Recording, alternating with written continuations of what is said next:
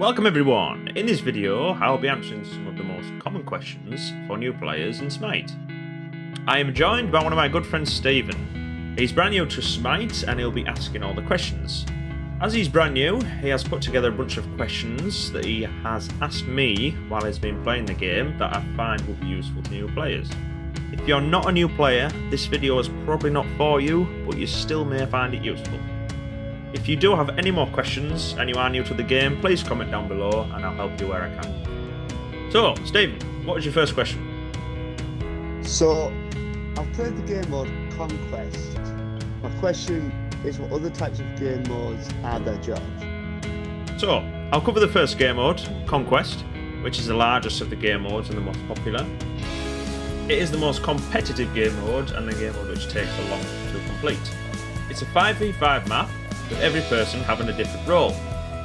The roles consist of a mid laner, which is usually a mage, the solo laner, which is usually a warrior, the ADC / carry role, which is usually a hunter, the jungle, which is usually an assassin, and support, which is usually a guardian.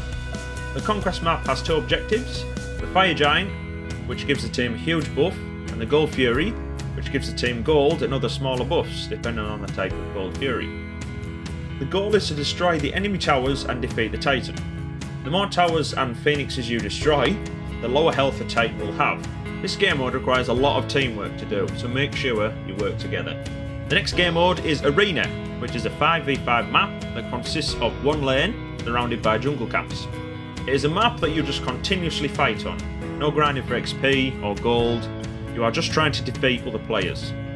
Arena mode has tickets. If a god dies, that side loses 5 tickets.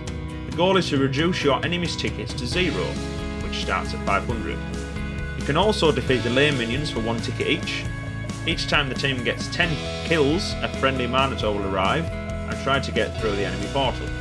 If it succeeds, it deducts 15 tickets, but this Minotaur can be attacked and it can die. The next game mode is going to be Siege, which is a 2-lane map with an objective in the middle. It is a 4v4 map which usually consists of 2 groups of 2. Siege also has a point system to spawn in a friendly Juggernaut which can be teleported to from the fountain if it's still alive. You need 100 points to spawn in a Siege minion, but you can also get one by defeating a neutral Siege minion in the middle of the map which will attack you.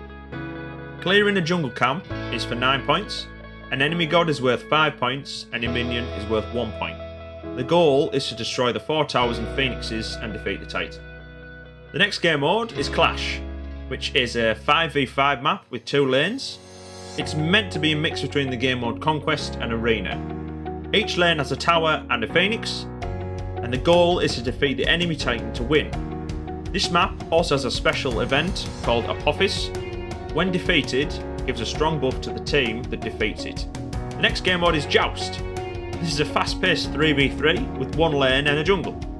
There is also a special boss on this map called the Demon King, which when defeated gives the team a special buff for a short time.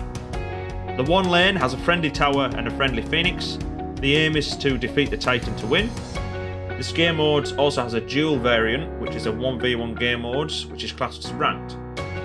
The last game mode is called Assault, which is a 1-lane map, 5v5 with no jungle camps.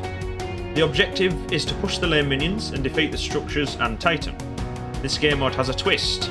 When you enter, you are given a totally random god. You can reroll once or swap with your teammates if you're unhappy, but you may get someone better or worse. Also, after you've left the fountain, you're unable to return, so you must die in order to purchase more items. What are the different classes? What do they do? Explain that more to me, please. So, we have 5 classes in total. We have the Hunter class, which consists of a ranged physical damage, with the exception of 1 also being melee. They usually have a bow or a gun to fire at a distance. The Hunter role usually focuses on auto attack damage, with the exception of a couple of ability-based hunters. The Mage class, which consists of mostly ranged, but there are some melee magical damage. They use the power of their abilities to deal huge area damage, with the exception of some mages that focus on auto attack damage. The Warrior, which consists of physical melee damage, they are usually the second front line, so they would be an aggressive character that can sponge a fair amount of damage while also giving out a fair amount of damage. The Assassin, which consists of physical melee damage, they are usually built to hit hard and fast so they don't get caught. They can be built to take a little bit of damage, but they're usually a full one-hit wonder.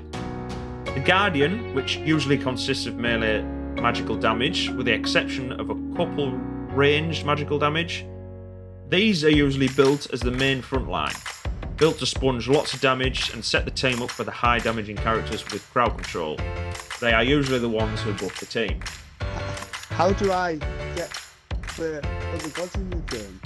So Smite has a system in place which you can rent a god, which will allow you to play them for a short time, or you can fully purchase a god for favour. Favour is Smite's in-game currency. It is much cheaper to rent a god than to purchase, so make sure you rent a couple before you fully buy them. It takes a while to save up to purchase a full god. If you want to spend real money, you can buy the god pack, which will give you every current god and future god to play. If you're worried you will lose your favour, luckily Smite refunds all your favour if you end up buying the god pack, which is pretty neat. What is the auto builder, the auto leveler, and how will that benefit me in the game? For new players, the auto builder and auto level is on automatically, so it makes it easier for new players to grasp the game. It gives you a chance to just play without any other thing to think about. The more you play, the more you will learn about how to build certain characters and to level what skill first. When you feel comfortable enough, or if you play with an experienced friend, you can turn these off at the start of any match when you pick in your god. When these are turned off, it will give you full control of what items you want to buy and what skills you want to buy. If you're still struggling, there is a popular items tab in the shop for the god you're playing. What is the battle pass, and is it worth buying as a new player for Smite? The battle pass is just like any other battle pass on any other game. The more you play, the more rewards you receive. This could be favour, gems or skins for different gods. You can purchase the premium battle pass, which will give you better rewards, but this will cost gems, which is Smite's real money currency. What is the in-game chat that people use to call out? Because I just can't seem to get my head around it. When in-game, players can use what is called the VGS chat, which is used to give quick commands that are default made by Smite. On PC, you enter this chat by pressing V on your keyboard, and it brings up a menu. Xbox and PS4, you use the right button on the D-pad. I hope this was helpful to you people who are wondering about these questions. As I say, any more questions, let me know down below and I'll try my best to help you out. Thanks, Chap!